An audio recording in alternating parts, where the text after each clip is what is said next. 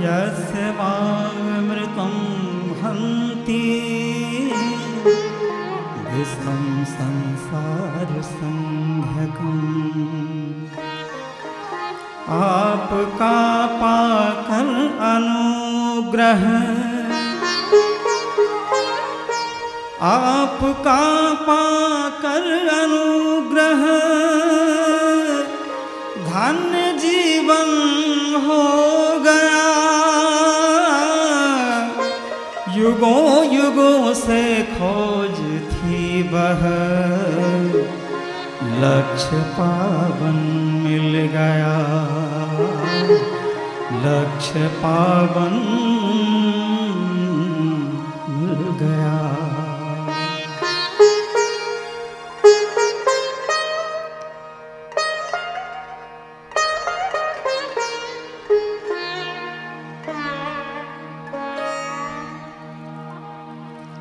आप हैं गुरु रूप भगवन, आप ही दिनमान हैं। आप हैं गुरु रूप भगवन, आप ही दिनमान हैं।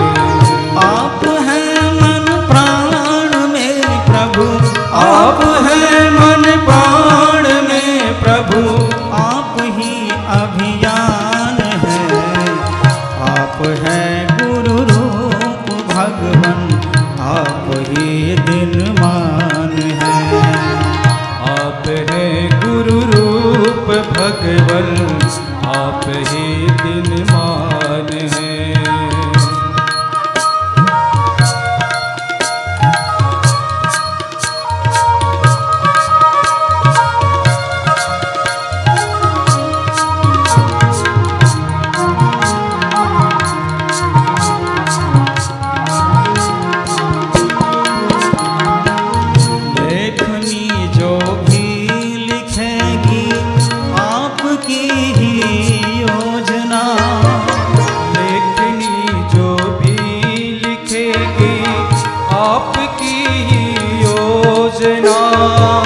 आपका अभियान होगा, आपकी संयोजना।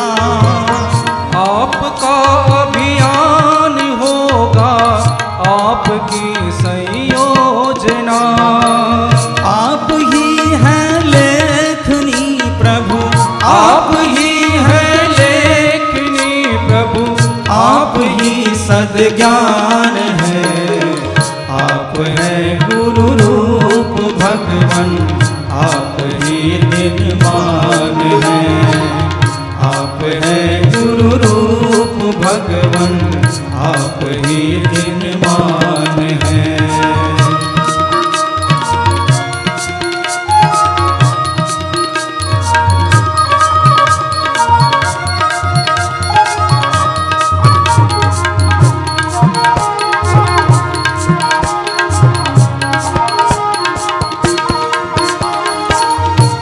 करेंगे कंठ से प्रभु आपकी अभ्यर्थना।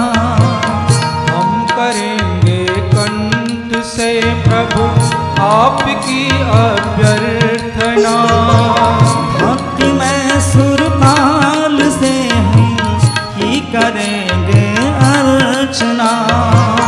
भक्ति में सुरताल से हम ही करेंगे अर्चना। आप ही सुरताल हैं प्रभु, आप ही सुरताल हैं प्रभु, आप ही भगवान हैं। आप हैं गुरु रूप भगवन, आप ही दिनमान हैं।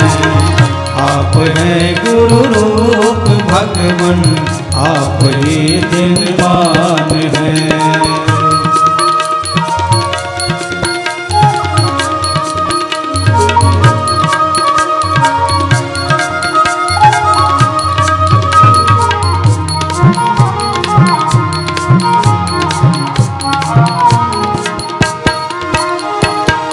आपकी ही दी हुई प्रतिभा समर्पित आपको। आपकी ही दी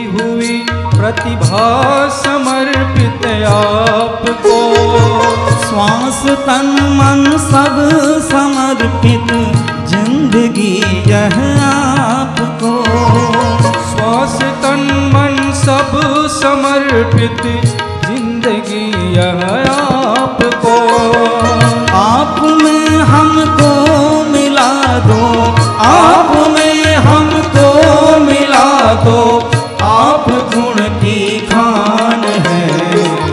आप हैं गुरु रूप भगवन, आप ही दिनमान है।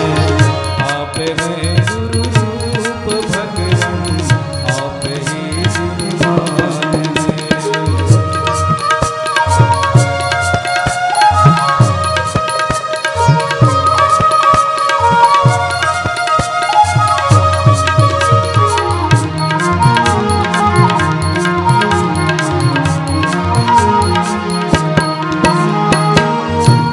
किसी से हम मिले बस आपकी चर्चा करेंगे। जिस किसी से हम मिले बस आपकी चर्चा करेंगे। आपसे संबल मिला जो हम उसे सार्थक करेंगे। आपसे संबल मिला जो हम उसे सार्थक करेंगे। हम तुम्हारे शिष्य हैं, हम तुम्हारे शिष्य हैं, इसका हमें अभिमान है। आप हैं गुरु रूप भगवन, आप ही दिनमान है। आप हैं गुरु रूप भगवन, आप ही दिनमान है। आप हैं मन प्राण में प्रभु, आप हैं मन प्राण में प्रभु, आप ही अभियान है। आप हैं गुरु रूप भगवन, आप ही दिनमान है। आप हैं गुरु रूप भगवन, आप ही दिनमान है। आप ही दिनमान है। आप ही दिनमान है। आप ही दिनमान है।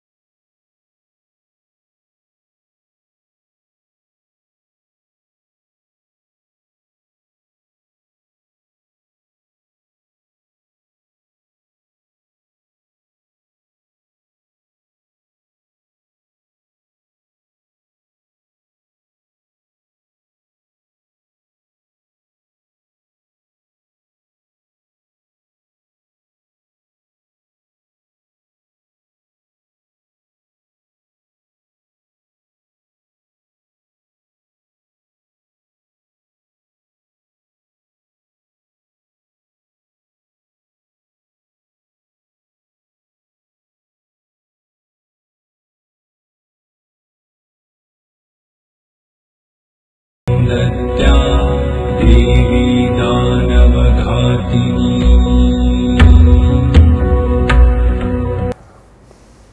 6 दिन से हमारी कथा सुन रहे सभी भक्तजनों, देवी स्वरूपा बहनों, देवतुल्य भाइयों, गायत्री मंत्र मेरे साथ एक स्वर में।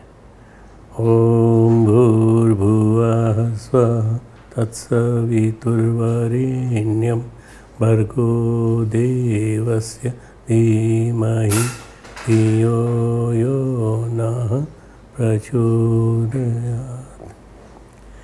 श्री रामचरितमानस में संत एवं असंत का स्वभाव उनके गुणधर्म और लक्षण, इसमें अब षष्ठम दिवस है, आज छठा दिवस। किष्किंधा कांड में संत एवं असंत का स्वभाव हम आज चर्चा करेंगे। किष्किंधा कांड में नवरात्रि का छठा दिन है, कात्यायनी का दिन है आज। कत ऋषि की पुत्री कात्यायन के पुत्र कात्यायन, उनकी पुत्री कात्यायनी को इसलिए जन्म दिया गया ताकि वो जो असुर हैं उनसे मोर्चा ले सके, आने वाले जन्म लेने वाले, इसलिए ये बड़ा महत्वपूर्ण प्रकरण है। अरण्यकांड में श्री राम लक्ष्मण की शबरी से भेंट होने पर उसने उन्हें सीता जी की खोज में सहायता के लिए रास्ता बताया। पंपा सरोवर, वहाँ होते हुए कैसे जाना है। और उसने ये भी कहा था पंपा सरोवर के समीप उसकी वानरराज सुग्रीव से मित्रता होगी, जो उन्हें माता सीता का हाल बताएंगे। ये जो दिव्य दृष्टि है कैसे मिली हमारी माता शबरी को, उसकी मौन साधना के मौन साधना के कारण उसको पता चला कि माता सीता का हाल मिलेगा यहाँ। और पंपा सरोवर के निकट पहुँचकर जब श्री राम लक्ष्मण थोड़ा आगे बढ़े, ऋषिमुख पर्वत के समीप पहुँचे, जहाँ पर वानरराज सुग्रीव अपने कुछ सहयोगियों हनुमान, जामवन, नल नील आदि के साथ छिप कर रहते थे।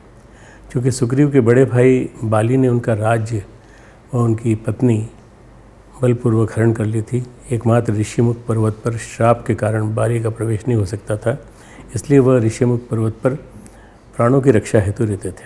अगर कोई भी उनसे मिलने आता तो उसे शक संदेह की दृष्टि से देखते थे, कहीं से बाली की कोई चाल ना हो। बाली ने अपने छोटे भाई को भी नहीं छोड़ा, सबको, किसी को नहीं छोड़ा, सबको बहुत परेशान कर रखा था। पर ऋषिमुख पर्वत पर एक ऐसी स्थिति थी जहाँ पर कोई नहीं आ सकता था। अगर कोई मिलने भी आता तो शक संदेह की दृष्टि से देखते थे। इसलिए जब श्री राम लक्ष्मण सुग्रीव से मिलने के लिए ऋषिमुख पर्वत पर पहुँचे तो सुग्रीव ने उनका भेद जानने के लिए हनुमान जी को वेश बनाकर जाने के लिए कहा, बदल कर जाने के लिए कहा। किष्किंधा कांड के आरंभ में ही हनुमान जी से श्री राम लक्ष्मण जी को मिलने के लिए अपना वेश ब्राह्मण रूप बदल कर जाते हैं और उनसे उनका परिचय पूछते हैं। किष्किंधा कांड का जो बिगिनिंग है एक श्लोक के माध्यम से है।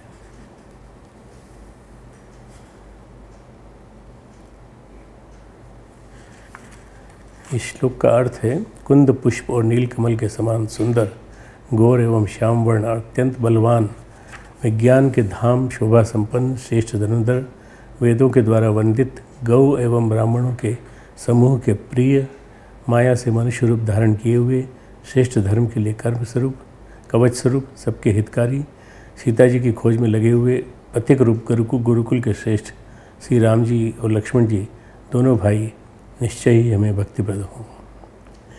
वे सुकृति धन्य हैं, पुण्यात्मा पुरुष धन्य हैं, जो वेद रूपी समुद्र से अपनाए हुए कलयुग के मल को सर्वथा नष्ट कर देने वाले अविनाशी भगवान श्री कृष्ण के, श्री शंभु के सुंदर एवं श्रेष्ठ मुख रूपी चंद्रमा में सदा शोभायमान, जन्म मरण रूपी रोग की औषध और सबको सुख देने वाले श्री जानकी जी के जीवन स्वरूप श्री राम नाम रूपी अमृत का निरंतर जाप करते रहते हैं।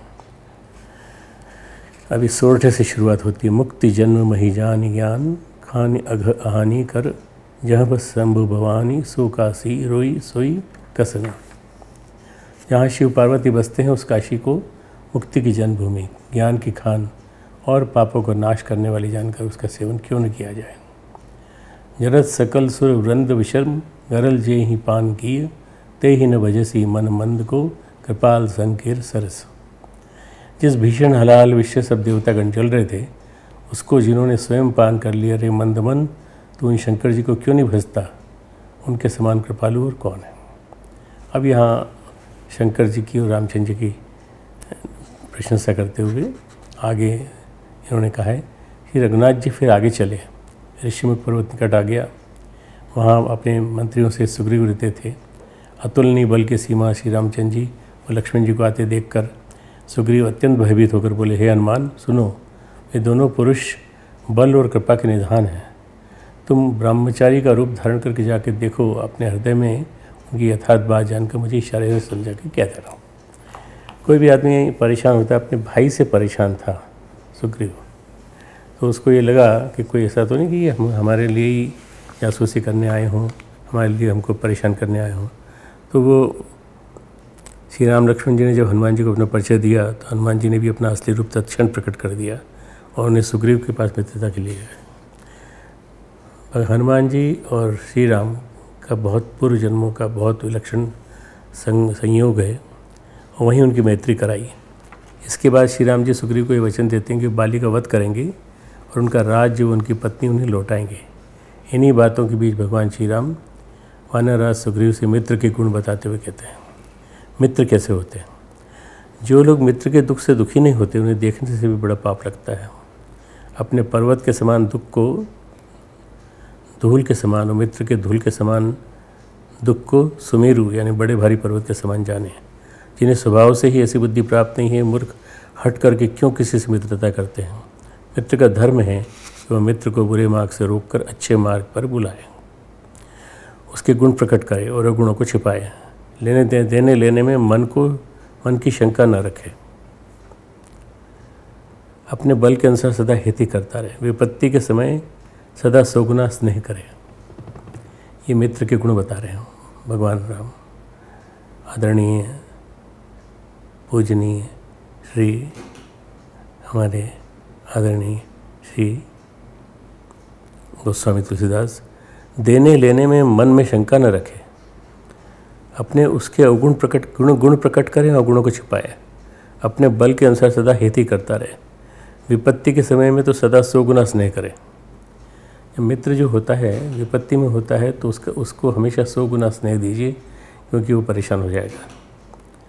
विपत्ति के समय 100 गुना स्नेह। वेद कहते हैं संत यानी श्रेष्ठ मित्र के लक्षण हैं गुण, जो सामने तो बना कर कोमल वचन कहता है और पीठ पीछे बुराई करता है, मन में कुटिल रखता है। हे भाई, इस तरह जिसका मन सांप की चाल के समान टेढ़ा है, ऐसे कुमित्र को तो त्यागने में ही भलाई है। मूर्ख सेवक, कंजूस राजा, उल्टा स्त्री और कपटी मित्र, ये चारों शूल के समान पीड़ा देने वाले हैं। हे सखा, मेरे बल पर अब तुम चिंता छोड़ दो, मैं सब प्रकार से तुम्हारे काम आऊँगा, यानी तुम्हारी सहायता करूँगा। भगवान श्री राम द्वारा कहे गए मित्र के गुण संत व्यक्ति के गुण स्वभाव से बहुत मिलते हैं, क्योंकि संत व्यक्ति वास्तव में सच्चे मित्र की तरह से होते हैं। जो ये बता रहे हैं गोस्वामी जी, ये गुण जो बताए हैं ये संत व्यक्ति के गुण से मिलते जुलते हैं, अतः उनसे भी इन गुणों का विकास होता है। संक्षेप में कहा जाए तो संत व्यक्ति अपने से बड़े दुख को धूल के समान तुच्छ समझते हैं और दूसरों की सहायता से दूसरों के दुख से दुखी हो जाते हैं। दूसरों के छोटे से छोटे दुख को बहुत बड़ा मानते हैं, इसी कारण बड़ी सहजता से दूसरों के दुख से दुखी हो जाते हैं। संत व्यक्ति दूसरों को सदैव बुरे मार्ग पर चलने से रोककर अच्छे मार्ग पर चलने के लिए प्रेरित करते हैं। तो सच्चा मित्र वो होता है जो सही मार्ग पर चलने की दिशा दे। वे दूसरों के गुणों को तो प्रकट करते हैं, लेकिन उनके अगुणों को छिपा लेते हैं। संत व्यक्ति अपने सामर्थ्य के अनुसार सदैव दूसरों की सहायता करते हैं और दूसरों का हित करने में लगे रहते हैं। दूसरों की विपत्ति के समय भी उनसे स्नेह करते हैं और उसकी मदद करते हैं। लेकिन जो असंत व्यक्ति होते हैं वे स्वार्थवश ही दूसरों की मदद करते हैं। जहाँ उनका स्वार्थ होता है वहीं मदद करते हैं, नहीं तो मदद नहीं करते हैं। उसके बजाय उसको नुकसान में डालने की कोशिश करते हैं। लेकिन जो असंत व्यक्ति होते हैं स्वार्थवश ही दूसरों की मदद करते हैं, वे सामने तो बड़ा मीठा बोलते हैं, पीठ पीछे बुराई करते हैं, मन में कुटिलता भी रखते हैं। इसलिए कभी भी छल करने और धोखा देने वाले असंत व्यक्तियों से दूर रहने में ही भलाई है और निश्चल हृदय वाले संत व्यक्तियों से मित्रता करने में ही भलाई है। श्री राम द्वारा मित्रता का प्रस्ताव देने पर उनके अपरिमित बल का परिचय पाकर जो उन्होंने हनुमान जी को सुनाया, वानरराज सुग्रीव भगवान श्री राम से कहते हैं, आपकी कृपा से अब मेरा मन स्थिर हो गया है। अब मैं सुख, संपत्ति, परिवार और बड़ाई सबको त्याग कर आपकी सेवा में रहूँगा, आपकी सेवा करूँगा। ये जो दूसरा दोहा है इसमें यहाँ तक पूरी यही बात कही गई है।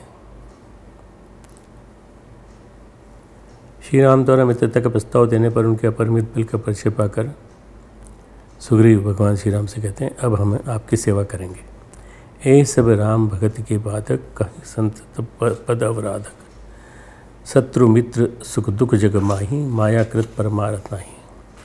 दोहा 16, 17, 18। आपके चरणों की आराधना करने वाले संत कहते हैं कि ये सब सुख संपत्ति आदि राम भक्ति के विरोधी हैं। जगत में जितने भी शत्रु मित्र हैं, सुख दुख आदि द्वंद्व हैं, शत्रु मित्र और सुख दुख आदि द्वंद्व हैं, सबके सब माया रचित है, परमार्थतः वास्तव में नहीं है। हे श्री राम जी, बाली तो मेरा परम हितकारी है, जिसकी कृपा से शोक का नाश करने वाले आप मुझे पितृ रूप में मिले। इसके उपरांत श्री राम ने बाली का वध किया और किष्किंधा का राज्य सुग्रीव को सौंप दिया। अब कई लोग इसको अलग ढंग से कहते हैं कि बाली का वध क्यों किया भगवान श्री राम ने। वध किए बिना वो सुग्रीव के लिए निष्कंटक राज्य नहीं दे सकते थे। किष्किंधा का राज्य सुग्रीव को सौंप दिया। इसके बाद वर्षा ऋतु आ गया, तो इस अवधि में श्री राम जी प्रवर्षण पर्वत की एक गुफा में रहे। वर्षा ऋतु को आया हुआ देख श्री राम लक्ष्मण जी से कहते हैं, बहुत सुंदर प्रकृति का वर्णन है। बादल पृथ्वी के समीप आकर नीचे उतर कर बरस रहे हैं, जैसे विद्या पाकर विद्वान नम्र हो जाते हैं। उदाहरण देखिए, सिमिली देखिए, रूपक देखिए। जैसे विद्या पाकर विद्वान नम्र हो जाते हैं, वैसे ही बादल पृथ्वी के समीप आकर नीचे उतर कर बरस रहे हैं। बूंदों की चोट पर्वत कैसे सहते हैं, जैसे दुष्टों के वचन संत सहते हैं। छोटी नदियाँ भरकर किनारों को तोड़ती हुई चली, जैसे जो थोड़े धन से भी दुष्ट इतरा जाते हैं, यानी मर्यादा का त्याग कर देते हैं। पृथ्वी पर पड़ते ही पानी गंदा हो जाता है। इन सब चीज़ों से हमें एक इनका तुलसीदास जी का गुणी स्वरूप पता चलता है कि वो कितना अच्छा व्याकरण का, रूपक का और अन्य चीज़ों का उपयोग करते हैं। ये बहुत ही सुंदर वर्णन है। यानी मर्यादा का त्याग कर देते हैं। छोटी नदियाँ भरकर किनारों को तोड़ती हुई चली, जैसे थोड़े धन से भी दुष्ट इतरा जाते हैं, यानी मर्यादा का त्याग कर देते हैं। पृथ्वी पर पड़ते ही पानी गंदा हो जाता है, जैसे शुद्ध जीव से माया लिपट गई हो। जल एकत्र होकर तालाबों में भर रहा है। जैसे ये पहाड़ पे गुफा में बैठे हुए भगवान राम लक्ष्मण को सुनाते हुए कह रहे हैं। जैसे सद्गुण एक एक करके सज्जन के पास चले आते हैं, नदी का जल समुद्र में आकर वैसे ही स्थिर हो जाता है, जैसे जीव श्री हरि को पाकर अचल यानी आवागमन से मुक्त हो जाता है। अर्थात संतजनों में इतनी सहनशीलता होती है कि दुष्टों के वचनों को सहन करने के लिए अपने हृदय को पाषाण के सदृश बना लेते हैं। इस प्रकार पर्वत वर्षा की बूंदों का आघात सहन कर लेते हैं, उनमें पानी की एक एक बूंद तक प्रवेश नहीं कर पाती। उसी प्रकार संतों के हृदय में दुष्ट व्यक्तियों के वचनों का प्रवेश नहीं हो पाता। दुष्ट व्यक्तियों के वचन अन्य सामान्य लोगों के लिए वज्र के समान दुखद होते हैं। वचन वज्र यही सदा प्यारा। जो दुष्ट व्यक्तियों के वचन हैं अन्य सामान्य लोगों के लिए वज्र के समान होते हैं, तो वे ही संतों के लिए पानी की बूंदों के समान होकर उन्हें कुछ भी बाधा नहीं पहुँचाते, बल्कि उनके सामने संत लोग पहाड़ के सदृश अचल बने रहते हैं। यद्यपि संत व्यक्तियों का हृदय ज्ञान से परिपूर्ण होता है, इसलिए वे अंदर से अत्यंत विनम्र स्वभाव के होते हैं, लेकिन इसी ज्ञान के कारण उनमें सहनशीलता होती है। जहाँ ज्ञान आता है वहाँ सहनशीलता आ जाती है, ज्ञान के साथ कठोरता नहीं आती है। इसलिए ज्ञान जो है वो व्यक्ति को सहनशील बनाता है और विनम्र बनाता है। इसी ज्ञान के कारण उनमें सहनशीलता होती है। दुष्टों के कठोर वचनों को भी सहजता सह लेते हैं। जिस तरह वर्षा की बूंदों के आघात से पर्वत चोटिल नहीं होता, उसी प्रकार दुष्ट जनों के कठोर वचनों से संत जन अप्रभावित रहते हैं, कभी परेशान नहीं होते, कभी गुस्सा नहीं होते। संत व्यक्ति को सद्गुण प्रिय होते हैं और सद्गुणों को ही सदैव अपनाते हैं, जबकि असंत व्यक्ति को अवगुण प्रिय होते हैं। ये अवगुणों को ही अपनाते हैं, उन्हें अपने स्वभाव का अंग बनाते हैं। वर्षा ऋतु के बारे में भगवान श्री राम आगे कहते हैं, कबहु प्रबल बह मारुत जहाँ तह मेघ बिलाई, जिमी कपूत के उपजे कुल सधर्म नसाई। 15वें दोहे का आधा हिस्सा। अब ये जो 15वां दोहा है, इसका अर्थात कभी कभी वायु बड़ी वेग से चलती है, कबहु प्रबल बह मारुत, जिससे बादल जहाँ तहाँ गायब हो जाते हैं। जैसे कुपुत्र के उत्पन्न होने से कुल के उत्तम धर्म के यानी श्रेष्ठ आचरण नष्ट हो जाते हैं। कभी बादलों के कारण दिन में घोर अंधेरा छा जाता है, सुना होगा, देखा होगा आपने। और कभी सूर्य प्रकट हो जाते हैं, जैसे कुसंग पाकर ज्ञान नष्ट हो जाता है और सुसंग पाकर उत्पन्न हो जाता है। संग साथ का व्यक्ति पर बहुत ही अमिट प्रभाव पड़ता है, जो उसके जीवन को प्रभावित करता है। इसीलिए भली प्रकार सोच समझकर ही दूसरों का संग करना चाहिए। तो कुसंग के कारण ही व्यक्ति में दुर्बुद्धि जागृत होती है, इसके कारण भांति भांति के कुकर्म करता है और पाप का भागी बनता है। और सुसंग के कारण व्यक्ति की सद्बुद्धि जागृत होती है, जिसके कारण वो नाना प्रकार के सुकर्म करता है और पुण्य का भागी होता है। संग का ही ये प्रभाव है, संगति का ही प्रभाव है। यदि किसी परिवार में कुपुत्र पैदा हो जाए, तो कुपुत्र का अमिट संग उसे मिल जाए, तो उस कुल के श्रेष्ठ आचरण भी नष्ट हो जाते हैं। संगति कितनी दुष्टता को जन्म देती है। यदि कुपुत्र का अमिट संग मिल जाए तो उस कुल के श्रेष्ठ आचरण भी नष्ट हो जाते हैं। और यदि किसी परिवार में सुपुत्र पैदा हो जाए तो उस कुल के श्रेष्ठ आचरण भी प्रकट होने लगते हैं। उदित अगस्त्य पंथ जल शोषा, जिमि लोभई सोशई संतोषा। पंतोहा 15वां दोहा। अगस्त के तारे ने उदय होकर मार्ग के जल को सोख लिया, जैसे संतोष लोभ को सोख लेता है। शरद ऋतु में नदियों और तालाबों का निर्मल जल ऐसी शोभा पा रहा है जैसे मद और मोह से रहित। अब कितनी बढ़िया चीज़ है कि ये तुलसीदास जी ने जब पानी गिरता देखा तो उसका वर्णन उन्होंने इतने अच्छे ढंग से कह दिया, जैसे मद और मोह से रहित संतों का हृदय। नदी और तालाबों का जल धीरे धीरे सूख रहा है, जैसे ज्ञानी विवेकी पुरुष ममता का त्याग करते हैं। शरद ऋतु जानकर खंजन पक्षी आ गए, जैसे समय पाकर सुंदर सुकृत आ जाते हैं, यानी पुण्य प्रकट हो जाते हैं।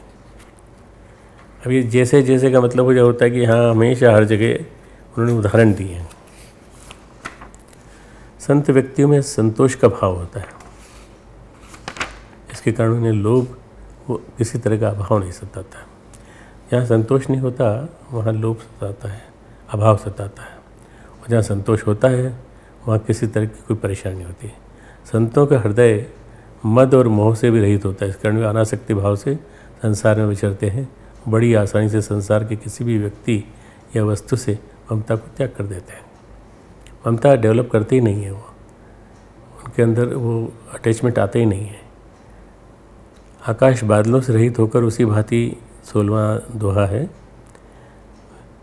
आकाश बादलों से रहित होकर उसी भांति निर्मल होकर शोभायमान होता है, जैसे संत लोग सब प्रकार की आशाओं को हृदय से त्याग कर शोभा संपन्न रहते हैं। शरद ऋतु में भौरे अनुपम शब्द करते हुए गूंज रहे हैं। कुंजत मधुकर मुखर अनूपा, सुंदर खग रव नाना रूपा। शरद ऋतु में भौरे अनुपम शब्द करते हुए गूंज रहे, तथा पक्षियों के नाना प्रकार के सुंदर शब्द हो रहे हैं। रात्रि देखकर चकवे के धन मन में वैसा ही दुख हो रहा है, चातक रटत तृषाति मोही। जैसे शंकर जी पपीहा रट लगाए हुए, जो उसकी बड़ी प्यास है, शंकर जी का द्रोही सुख नहीं पाता, सुख के लिए खींचता रहता है। शरद ऋतु के ताप को रात्रि में उदित होकर चंद्रमा उसी प्रकार हर लेता है, जैसे संतों के दर्शन से जीवों के पाप दूर हो जाते हैं। संत दरस जिम्मे पातक टरई। 16वां दोहा। संतों के दर्शन मात्र से ही व्यक्ति के पाप कम धुलने लगते हैं। उनका सानिध्य संपर्क व्यक्ति के जीवन को उत्तरोत्तर उत्कर्ष की ओर ले जाता है। इस तरह संत व्यक्ति अपना दर्शन देकर जगत को सुखी करते हैं, भगवान का दर्शन करके स्वयं सुखी होते हैं। संत और भगवान दोनों को चंद्रमा के समान बतलाकर समता सूचित करते हुए ये भाव बताया गया है कि संतों को भगवान के दर्शन से जो सुख होता है, वही सुख जीवों को संतों के दर्शन से मिलता है। ते कि इंदु चकोर समुदायी, चितवहीं जिमि हरिजन हरि पाई। वर्षा ऋतु के कारण पृथ्वी पर जो जीव भर गए थे, वे शरद ऋतु को पाकर वैसे ही नष्ट हो गए, जैसे सद्गुरु के मिल जाने पर संदेह और भ्रम के समूह नष्ट हो जाते हैं। सद्गुरु मिल जाए तो उसके बाद संदेह भ्रम निकल जाते हैं। सद्गुरु के मिलने तक संदेह और भ्रम रहते हैं हमारे मन में। तो वर्षा ऋतु के कारण पृथ्वी पर जो जीव भर गए थे, शरद ऋतु को पाकर नष्ट हो जाते हैं। सद्गुरु ही हैं जो व्यक्ति के जीवन को अंधकार से प्रकाश की ओर ले जाता है। अतः जीवन में सद्गुरु का आगमन उस प्रकाश पंच के प्रवेश की तरह होता है, जिसका सानिध्य संपर्क होने पर व्यक्ति का जीवन भी प्रकाशित होने लगता है। फिर उसके मन में संदेह एवं भ्रम रूपी अंधकार का वास नहीं होने पाता। वो उत्तरोत्तर अपने जीवन को प्रकाशित करता हुआ चला जाता है। जीवन के अंधकारपूर्ण दुर्गम मार्ग पर आगे बढ़ने के लिए सद्गुरु उस ज्वलंत मशाल के तरह होते हैं, जो व्यक्ति को न सिर्फ उसकी यथार्थ मंजिल तक पहुंचाते हैं, वरन उसे स्वयं भी ज्वलंत मशाल में बदल देते हैं। जीती जागती ज्वलंत मशाल एक कार्यकर्ता बना देते हैं उसको, जिससे वह अन्य लोगों का भी मार्गदर्शन कर सके। वर्षा ऋतु के समाप्त होने के उपरांत जब भगवान श्री राम ने सीता जी को खोज हेतु सुग्रीव से संपर्क किया, तब सुग्रीव ने अपने वानर समुदाय के, अब असली उद्देश्य क्या था, सीता जी की खोज सुग्रीव के माध्यम से। सुग्रीव ने वानर समुदाय के सभी प्रमुखों को बुलाकर अलग अलग दिशाओं में जाकर सीता जी की खोज करने का आदेश दिया। उसमें भी अंगद, नील, जामवंत और हनुमान जी को दक्षिण दिशा में जाने का निर्देश दिया और उन्हें कार्य को सफलतापूर्वक संपन्न करने के लिए कहा। सभी वानरों ने श्री राम लक्ष्मण जी को प्रणाम किया और अब जब अंत में हनुमान जी श्री राम जी को प्रणाम करने आए, तब श्री राम जी ने उन्हें अपना अंगुली उतार दी, अंगूठी उतार के कहा, सीता को बहुत प्रकार से समझाना और मेरे बल व प्रेम को कहकर शीघ्र लौट आना। इसके उपरांत सभी वानर सीता जी को वन, नदी, तालाब, पर्वत, कंदराओं में खोजते हुए आगे बढ़ते हुए चले जाते। मालूम नहीं कहाँ छिपा रखा उसने दुष्ट रावण ने, इसलिए वो अपने हिसाब से ढूंढने लगते हैं सब। जब सीता जी खोज करते हुए हनुमान, अंगद व जामवंत सहित अन्य वानर समुद्र के किनारे पहुंच जाते हैं तो निराश हो जाते हैं, क्योंकि सीता माता की खोज के लिए उन्हें जो अवधि वानर राज ने दी थी समाप्त हो गई थी। इस अवधि के दौरान उन्हें कुछ पता नहीं चला। जैसे वानर निराश होकर समुद्र के किनारे बैठे थे, तब वृद्ध व बुद्धिमान ऋक्षराज जामवंत सबको धीरज बंधा रहे थे, तरह तरह कथाएँ कह रहे थे। उनकी इन सब बातों को पर्वत की कंदराओं में बैठे गिद्धराज संपाति सुन रहा था। कंदरा से बाहर निकल कर जब उसने अपने सामने बहुत से वानर देखे तो उसने बहुत ही प्रसन्न हुआ। जगदीश्वर ने मुझको घर बैठे ही बहुत सारा आहार भेज दिया, आज मैं इन सबको खा जाऊंगा। बिना आहार के बहुत दिन बीत गए, मुझे पेट भर भोजन नहीं मिलता, लेकिन आज विधाता ने एक ही बार में बहुत सारा भोजन दे दिया। गिद्धराज संपाति की बात सुनकर सब वानर डर गए।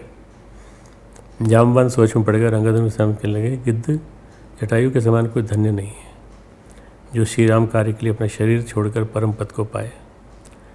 जटायु का वृत्तांत सुनते संपाति ने अपने भाई जटायु के लिए पहले समुद्र किनारे जाकर तिलांजलि दी, फिर अपना सब वृत्तांत बताया कि जवानी में एक बार हम दोनों भाई जटायु और संपाति आकाश में उड़कर सूर्य के निकट चले गए। जटायु सूर्य का तेज न सह पाने के कारण लौट आया, लेकिन अभिमानवश संपाति सूर्य के निकट चला गया। सूर्य के तेज से जब उसके पंख जल गए तो जोर से चीख मार के जमीन पर गिर पड़ा। उस स्थल पर चंद्रमा नाम के एक मुनि थे। संपाति की दशा देखकर उन्हें उस पर बड़ी दया आई। उन मुनि ने ज्ञान के माध्यम से संपाति को देह संबंधी अभिमान से छुड़ा दिया और कहा कि त्रेता युग में साक्षात पर ब्रह्म परमेश्वर मनुष्य शरीर धारण करेंगे, उनकी स्त्री को राक्षसों का राजा हर ले जाएगा, उनकी खोज में प्रभुदूत भेजेंगे, उनके मिलने पर तू पवित्र हो जाएगा, तेरे पंख उगाएंगे, इसलिए चिंता मत कर, तब तुम उन्हें सीता जी को दिखा देना। क्योंकि गिद्ध की दृष्टि अपार होती है, संपाति समुद्र किनारे बैठकर श्रीलंका में बैठी सीता जी को देख पा रहे हैं। इतनी अच्छी दिव्य दृष्टि होती है उनकी। संपाति ने वानरों को बताया कि त्रिकुट पर्वत पर लंका बसी हुई है, और स्वभाव से ही निडर रावण रहता है। अशोक नाम का एक बगीचा है जहाँ सीता जी बैठी हुई हैं और सोच में मग्न है। संपाति ने यह भी कहा, जो ये 100 योजन 400 कोस समुद्र लांघ सकेगा और बुद्धि निधान होगा, वही श्री राम जी का कार्य कर सकेगा। जो ना गई संत योजन सागर, करे सो राम काम अति आगर। आगे बढ़ के काम करेगा। संपाति की बात सुनकर सब वानरों ने अपने अपने बल को बताया, पर समुद्र के पार जाने में सभी ने संदेह व्यक्त किया। ऋक्षराज रामवान ने कहा, अब मैं बूढ़ा हो गया हूँ, अब शरीर में पहले वाला बल नहीं रहा। जवानी में मुझे बड़ा बल था। उस समय जब भगवान वामन रूप में बाली के पास दान मांगने आए थे और फिर अपने विशाल रूप में प्रकट हुए, तो मैं 2 ही घड़ी में भगवान के उस शरीर की 7 प्रदक्षिणा कर ली थी। अंगद ने कहा, मैं पार तो चला जाऊंगा, तो मुझे लौटने में संदेह लग रहा है। ऋक्षराज जामवन ने हनुमान जी को उनके बल की बात बता दी। कहा, कहीं रीछपति सुनो हनुमाना, का चुप साधि रहे हो बलवाना। पवन तनय बल पवन समाना, बुद्धि विवेक विज्ञान निधाना। कवन सो काज अठिन जग माही, जो नहीं होत तात तुम पाई। को नहीं जानत है जग में कभी, संकट मोचन नाम तिहारो। हिंदी में इसका रूपांतर है सर। राम काम लगी तो अवतारा, राम के काम के लिए तुम्हारा अवतार हुआ है। सुनते ही भयो पर्वताकारा, हे हनुमान तुमने बलवान, तुमने चुप्पी क्यों साध रखी? तुम पावन के पुत्र हो और तुम बल में पवन के समान हो। तुम बुद्धि, विवेक और विज्ञान की खान हो। जगत में ऐसा कौन सा कठिन काम है जो है तात तुमसे न हो सके। यह बात सुनते ही हनुमान जी को अपने बल का अनुमान हो गया। वो पर्वताकार हो गया, अत्यंत विशालकाय हो गए। अपने बल का अनुमान होते ही हनुमान जी ने बार बार सिंहनाद करके कहा, मैं इस खारे समुद्र को खेल में ही लांघ सकता हूँ और सहायकों सहित रावण को मारकर त्रिकुट पर्वत को उखाड़ कर ला सकता हूँ। इसलिए हे जामवान, तुम मुझे उचित सुख देना। तब जामवान ने उनसे कहा, हे हनुमान, अभी तुम इतना ही काम करो, सीता जी को देख कर लौट आओ और उनकी खबर श्री राम जी तक पहुँचा दो। फिर प्रभु श्री राम जी स्वयं अपने बाहुबल से राक्षसों का संहार करके सीता जी को ले आएंगे। संक्षेप में यदि किष्किंधा कांड में संत के गुण स्वभाव के बारे में बताया जाए तो इस प्रकार है। संत व्यक्ति सच्चे हृदय के होते हैं। किसी कारणवश भेद पता करने हेतु वे अपना वेश भी बदलते हैं। भेद पता होते ही वे अपना असली रूप प्रकट कर देते हैं। संत व्यक्ति सच्चे हृदय के होते हैं और भेद पता लगाने के लिए वो रूप भी बदल लेते हैं। तो जब पता लगता है कि ये जो काम कौन सा है तो असली रूप भी बदल में आ जाते हैं। संत व्यक्ति की दूसरा है, संत व्यक्ति की मंशा कभी किसी को नुकसान करने की नहीं होती, अपितु वे सभी को किसी न किसी तरह से लाभ पहुंचाना चाहते हैं। तीसरा है, संत व्यक्ति सच्चे मित्र की तरह होते हैं जो सदैव दूसरों का हित चाहते हैं।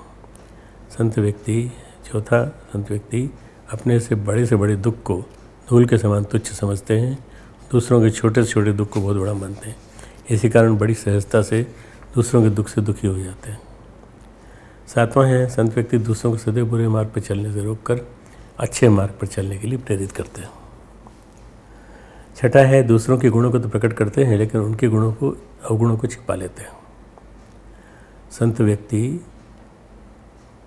दूसरों के गुणों को तो प्रकट करते हैं लेकिन अवगुणों को छिपा लेते हैं। अनावश्यक रूप से उनके अवगुणों की चर्चा नहीं करते। सातवां, संत व्यक्ति अपने सामर्थ्य के अनुसार सदैव दूसरों की सहायता करते हैं और दूसरों का हित करने में लगे रहते हैं। आठवां, संत व्यक्ति दूसरों की विपत्ति के समय भी उनसे स्नेह करते हैं और उनकी निस्वार्थ सेवा करते हैं, मदद करते हैं। लेकिन जो असंत व्यक्ति होते हैं वे दूसरों की विपत्ति के समय उनसे दूरी बना लेते हैं, मदद भी करते हैं तो स्वार्थवश किसी कारण से।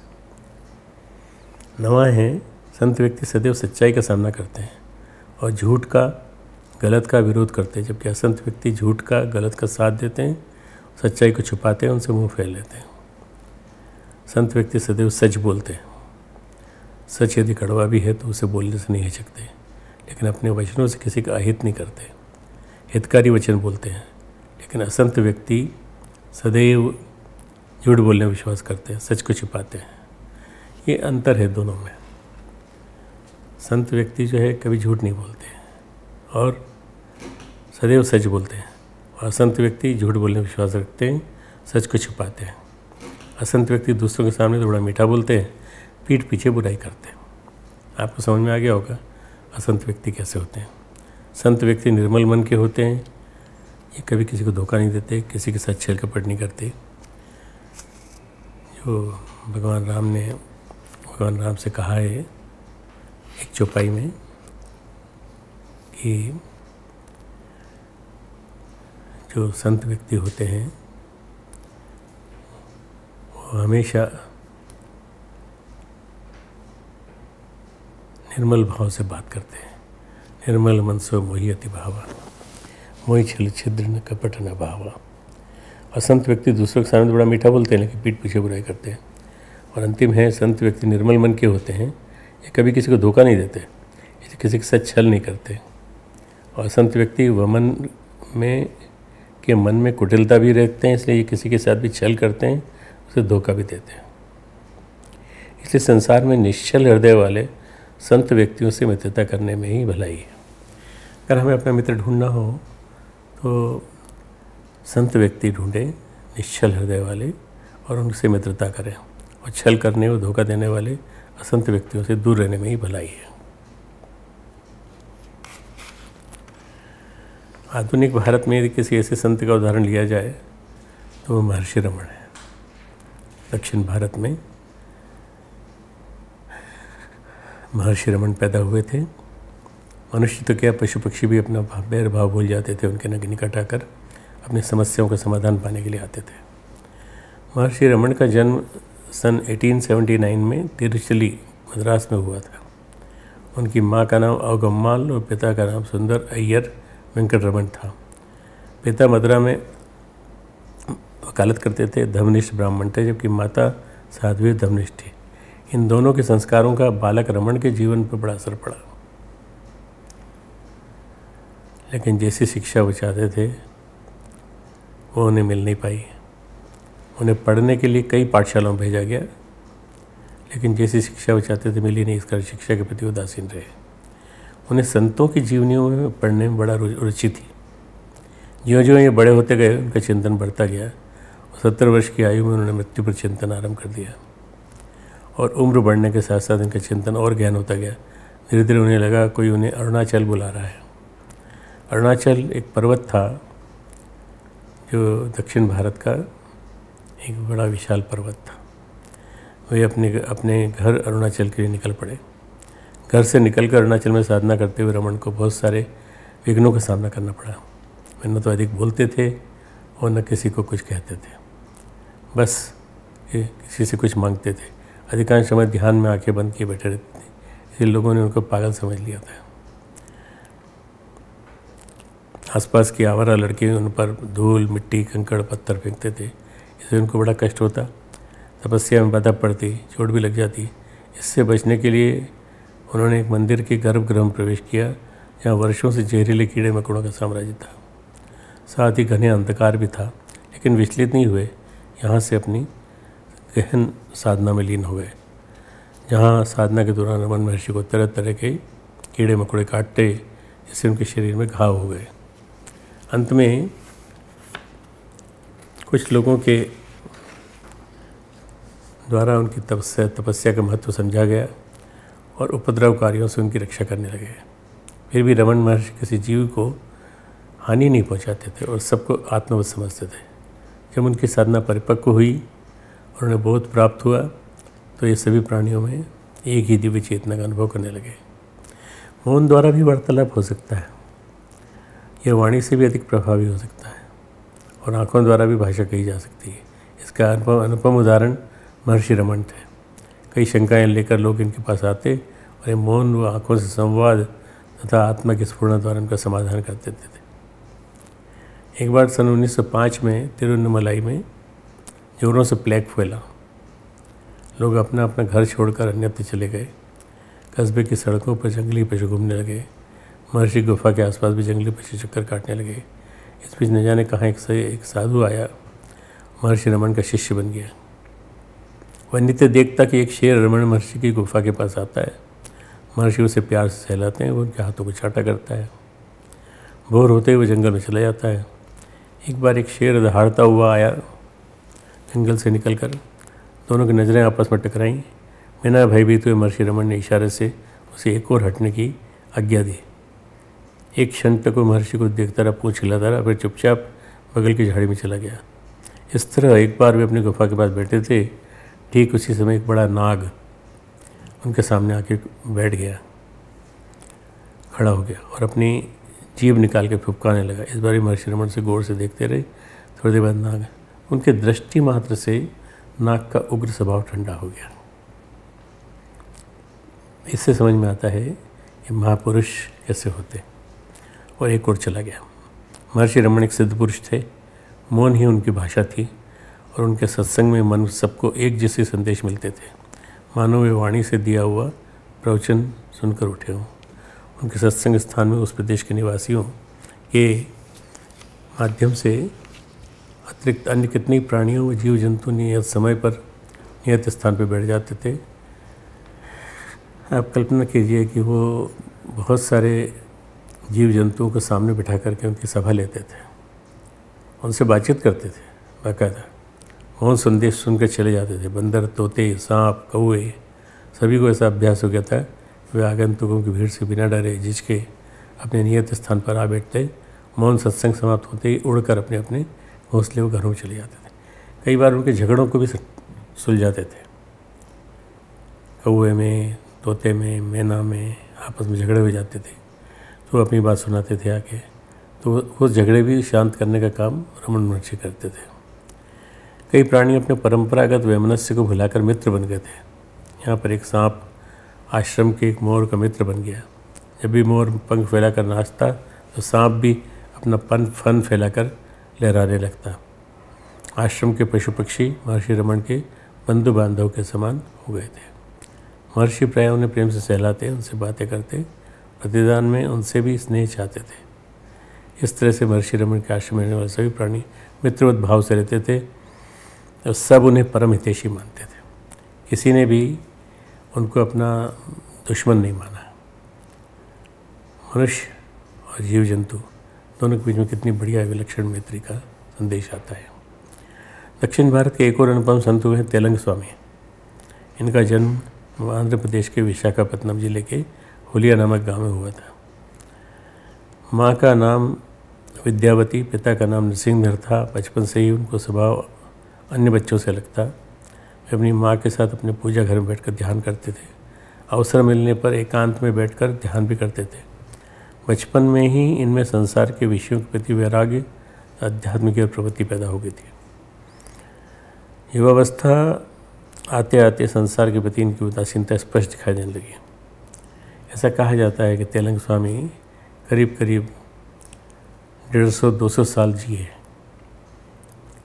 और चूँकि वो तेलंगाना में जन्मे थे इसलिए उनको तेलंग स्वामी कहते थे। युवावस्था आते आते संसार के प्रति उनकी उदासीनता स्पष्ट दिखाई देने में लगी। पिता का देहांत पहले ही हो चुका था। माता ने बहुत लाड़ प्यार से पाला और माता के उपदेशों से ही उन्हें अध्यात्म की ओर बढ़ने का बराबर संदेश मिला और प्रोत्साहन मिलता रहा। पिता के वियोग के 12 वर्ष पश्चात माता का निधन हो गया। इस समय इनकी आयु 48 वर्ष थी। अब उन्होंने स्वयं को सांसारिक बंधनों से मुक्त पाया। फिर ये माता की अंत्येष्टि क्रिया करके घर नहीं लौटे। इन्होंने इसके बाद पूरी तरह से अपने आप को गिरिवासी, वनवासी बना लिया। जिस स्थान पर माता का अग्नि संस्कार हुआ था उस स्थान पर बैठ गए और बाद में यहीं पर इनके लिए कुटिया बना दी गई। माता के अग्नि संस्कार वाली जगह पे इनके लिए कुटिया बना दी गई। इस स्थान पर रहकर 20 वर्ष तक कठोर साधना की। फिर महापुरुष की खोज में यहाँ से बाहर निकले। भाग्यवश इन्हें भगीरथ स्वामी के दर्शन हुए। पुष्कर क्षेत्र में इन्होंने गुरु से दीक्षा दी। 2 वर्ष बाद भी गुरु ने भी अपना शरीर त्याग दिया। तेलंग स्वामी के बचपन का नाम तेलंगधर, दूसरा नाम शिवराम था। क्योंकि दक्षिण के तेलंगाना प्रदेश से थे इसलिए लोग इन्हें तेलंग स्वामी कहते थे। कई स्थानों पर घूम फिर कर अंत में रामेश्वरम पहुँचे और इसके बाद नेपाल, मानसरोवर, नर्मदा तीर, प्रयाग आदि स्थानों में बहुत दिनों तक इन्होंने साधना की। ख्याति होते ही एक स्थान से दूसरे स्थान को चले आए।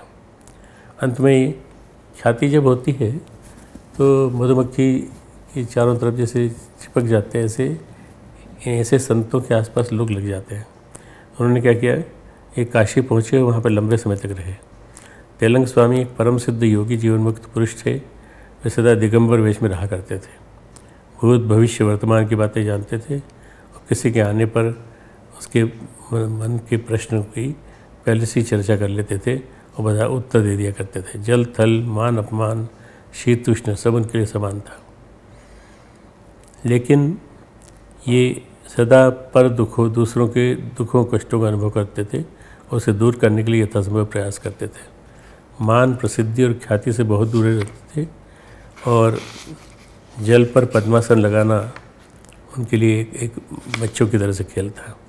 गंगा जी में 3-3 दिन तक लगातार डूबे रहना, समाधि लगाकर दूर का समाचार जान लेना और आकाश में निराधार स्थिति में रहना इत्यादि बातें उनके लिए बहुत साधारण थी। योगी थे, परम योगी थे और बड़ी लंबी आयु जी है, करीब करीब 200 से ज़्यादा, 225 साल। भारत के संत महात्मा नाम की जो पुस्तक है उसमें इनका वर्णन डिटेल में आया है। जब ये काशी आकर रहने लगे तो काशी में आने के बाद तेलंग स्वामी कपकपाने वाली तेज ठंड के मौसम में भी भोजन और निद्रा का त्याग करके 2-2, 3-3 दिन तक गंगा जी के जल में पड़े रहते। चिलचिलाती तेज गर्मी के मौसम में तपे हुए पत्थरों पर पड़े रहते। भिक्षा मांगने किसी घर नहीं जाते, बल्कि जो कुछ भक्त लोग आश्रम में आकर दे जाते उसी को संतोषपूर्वक ग्रहण कर लेते थे। कष्ट से पीड़ित अनेक लोग अपने रोग निवारण के लिए तेलंग स्वामी के पास आते और ये भोलेनाथ यानी शिव जी की तरह से सभी लोगों को ये आशीर्वाद के साथ भभूत देते थे। इस तरह इनकी योगिक शक्ति का प्रसार बढ़ता गया। भगवती भीड़ से परेशान हो गए, इन्होंने कई बार अपना स्थान बदल दिया। फिर लोग इनके पास इन्हें खोजते हुए आ जाते। लोग अपने स्वार्थ की पूर्ति के लिए फल, मिष्ठान, वस्त्र आदि सामान आदि चढ़ाने लगे, उनको भेंट में देने लगे। तंग आकर ये मौन व्रत धारण कर लिए। अभी किसी के प्रश्न का उत्तर देने के बदले में ध्यानस्थ हो जाते हैं और भेंट में जो कोई भी कुछ लाता है उसे स्वीकार कर लेते, उसे लोगों में बांट देते। एक बार एक शरारती व्यक्ति अपनी कामना की पूर्ति के लिए बराबर इनके पास आने लगा। वह क्या चाहता था ये बात स्वामी जानते थे। क्योंकि स्वामी जी मौन व्रत धारण किए थे, इसलिए उसके बार बार प्रश्न करने पर जब इन्हें बोले तो बदले की भावना से पीड़ित हो गए। एक दिन वो हंडिया में चूना घोल कर लाया। कहा, बाबा आपके लिए घर से गाढ़ा दूध लेकर आया हूँ, सेवन कीजिए। तेलंग स्वामी उसके मनोभाव को समझ गए, मन ही मन मुस्कुराया। उस व्यक्ति की जीत थी। बाबा मेरे सामने सारा दूध पी जाए, देखें कितना सिद्ध है। पेट में चूना जाते ही बाबा को अपनी जिद का फल मिलेगा, तब इनका मौन व्रत भंग होगा। सब जानते हुए भी तेलंग स्वामी ने बिना किसी प्रकार का प्रतिवाद किए चुपचाप सारा घोल पी लिया, जो चूने का घोल था। थोड़ी देर बाद उठे, लघु शंका के जरिए खारा पानी और चूने को निकाल दिया। व्यक्ति वहीं पर बैठा हुआ बाबा को देख रहा था। जब उसने देखा लघु शंका में सारा चूना निकल गया है तो भय से भाग खड़ा हुआ। लेकिन रात को उस व्यक्ति की स्थिति चिंतनीय हो गई। पेट के दर्द के कारण छटपटाने लगा। आप किसी के लिए कुछ करते हैं, विशेष रूप से संत व्यक्तियों के लिए, तो आपको रिटर्न में मिलेगा फिर। और उसकी दयनीय स्थिति को देखकर स्वामी जी उसके मस्तक पर हाथ फेरने लगे, तब जाकर उसकी पीड़ा कम हुई। मतलब स्वामी जी ने उसकी स्थिति को देखकर उसकी रक्षा की। उसने तो पूरा सरंजाम यही जुटाया था कि इनकी मौत हो जाए। तेलंग स्वामी एक सिद्ध योगी थे। उनके पास कई सिद्धियाँ थी जिससे वे लोगों की पीड़ा दूर करते थे, लोगों की मदद करते थे और शत्रु भाव रखने वाले लोगों को भी किसी प्रकार की हानि नहीं पहुँचाते हैं। संतों में श्रेष्ठ कहे जाते हैं तेलंग स्वामी। और उन्होंने एक लंबी दूरी तक यात्रा की। बनारस से लेकर उन्होंने इधर बद्रीनाथ, केदारनाथ इधर भी आए, पर अल्टीमेटली लास्ट मोमेंट में वो बनारस में ही रहे। और केवल योगी ही नहीं वरन सच्चे संत व साधु थे। शत्रुभाव रखने वाले लोगों को किसी प्रकार की कोई हानि नहीं पहुंचाते थे। 3 शताब्दियों के साक्षी थे वो। तेलंग स्वामी 280 वर्ष के उस समय महासमाधि ली उन्होंने। आज की बात यही समाप्त है। हमारे YouTube चैनल शांति कुंज वीडियो गायत्री परिवार को सब्सक्राइब करें एवं बेल आइकन जरूर दबाएं ताकि गायत्री परिवार की विभिन्न गतिविधियों की जानकारी आपको मिलती रहे।